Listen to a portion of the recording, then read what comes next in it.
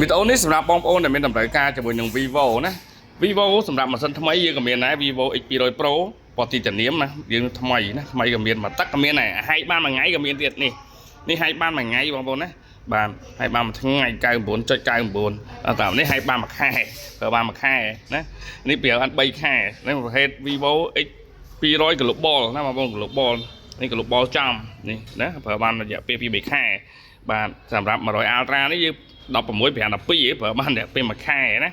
អញ្ចឹងសម្រាប់ម៉ាស៊ីននេះក៏យើងប្រើបានមួយថ្ងៃដែរប្រើបានមួយថ្ងៃដែរនេះ200 Pro 200 Pro បាទ16-5-12ណាបាទសិតតាមម៉ាស៊ីនដែលប្រើបានរយៈពេលខ្លីហើយតម្លៃល្អជូនបងប្អូនអរគ្នានេះម៉ាស៊ីន Global